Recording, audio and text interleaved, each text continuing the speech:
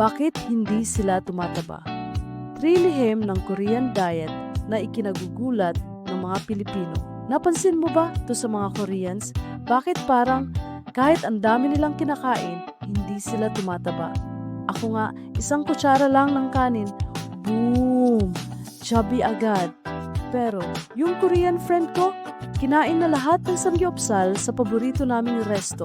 Tapos parang wala lang. Walang bloat, walang bilbil. Parang may powers. So I asked him, ano bang sekreto nyo? I-share mo naman. Una sabi niya, we walk a lot. Sa Korea, kahit may subway, lakad pa rin ng lakad. Samantalang ako, lakad lang papunta sa ref, hinihingal na. Pangalawa, kimchi. Akala ko noon, side dish lang yon, pero sabi ng friend ko, puro probiotics daw yan. Ako, ang probiotics ko, milk tea na may pearls. At pangatlo, portion control. Hindi nila ubos-ubos kahit gusto pa nila.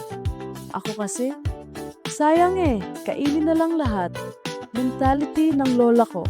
So ayan, kung gusto mo raw ng Korean vibes body, lakad, kimchi, at huwag ubusin ang rice. Pero saglit lang ha, pwede ba ring maging chubby? Pero K-pop heart pa rin? Kung relate ka, don't forget to like and follow. Baka next time, yung Korean friend ko na ang magkukwento.